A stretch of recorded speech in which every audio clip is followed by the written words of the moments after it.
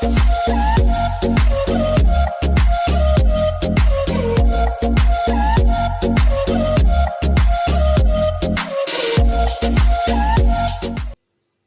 Friends, welcome to ராசி tips. எல்லோரும் எப்படி இருக்கீங்க? நல்லா இருக்கீங்களா? இன்றைக்கி நம்ம ராசி டிப்ஸ் சேனலில் பார்க்க போகிற வீடியோ ரொம்ப யூஸ்ஃபுல்லான ஒரு டிப்ஸ் வீடியோ தான் பார்க்க போகிறோம்.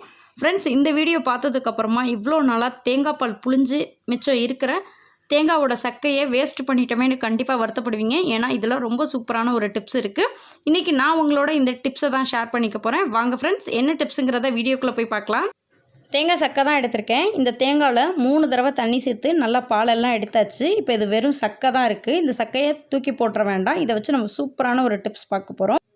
நிறையா வீடுங்களில் இந்த மாதிரி கடப்பாக்கல் தான் இருக்கும். இந்த கடப்பாக்கல் நம்ம யூஸ் பண்ண என்ன ஆகும்னு பார்த்தீங்கன்னா, கடப்பாக்கல்லில் ஒரு மாதிரி வெள்ளை பூத்த மாதிரி பூத்த மாதிரி ஆயிரும். இது எதனால் முக்கியமாக பூக்கும்னு பார்த்தீங்கன்னா, தண்ணி படுறதுனால தான் இந்த பூத்து போயிடும். முக்கியமாக எந்த இடம்னு பார்த்தீங்கன்னா, நம்ம தண்ணி குடம் வைக்கிற இடத்துல பார்த்தீங்கன்னா, தண்ணி குடம் வச்சு அந்த அச்சு தண்ணி பட்டு இந்த இடத்துல வெள்ளை பூத்த மாதிரி ஆயிரும். இங்கே மட்டும் இல்லை ஃப்ரெண்ட்ஸ், கிச்சனில் சிங்க் பக்கத்தில் கண்டிப்பாக இது நிறையாவே வெள்ளை பூத்த மாதிரி இருக்கும். ஏன்னா நம்ம பாத்திரம் கழுவி வச்சு அந்த இடத்துலலாம் பார்த்திங்கன்னா வெள்ளை பூத்து போய் ஒரு மாதிரி அசிங்கமாக இருக்கும் பார்க்கவே. அதுக்காக நம்ம என்ன பண்ணலான்னு பார்த்தீங்கன்னா, நம்ம இந்த தூக்கி போடுற இந்த தேங்காய் சக்கை இருந்தால் போதும், ரொம்ப சூப்பராக அதை க்ளீன் பண்ணிடலாம். எந்தெந்த இடத்துலலாம் வெள்ளைப்பூத்து அதிகமாக அசிங்கமாக இருக்கோ அந்த இடத்துல தேங்காயோட சக்கையை எடுத்து இந்த மாதிரி அப்ளை பண்ணிடுங்க. இதுக்காக நம்ம நிறைய தேங்காய் பால் புளிகிறப்ப தான் அந்த தேங்காய் சக்கை மிச்சமாக இருக்கும். அந்த டைமிங்கில் தான் அந்த ப்ராசஸ் பண்ணணுங்கிறது கிடையாது. நீங்கள் கொஞ்சம் தேங்காயில் பால் புளிஞ்சால் கூட அந்த சக்கையை வேஸ்ட்டு பண்ணாமல் நீங்கள் இந்த மாதிரி பண்ணிக்கலாம்.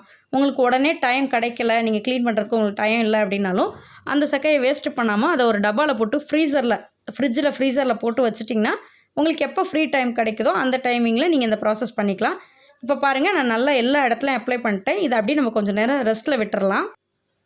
க்ளீன் பண்ணுறதுக்கு நம்ம தண்ணி வச்சு க்ளீன் பண்ண வேணாம். நம்ம வீட்டில் ஈரமே இல்லாத காஞ்ச துணி இருந்தால் போதும். அந்த துணியை வச்சு நீங்கள் இந்த தேங்காய் சக்கையை தொடச்சி எடுத்துட்டிங்கன்னா ரொம்ப சூப்பராக பளபளன்னு ஆயிரும் இந்த கடப்பாக்கல்.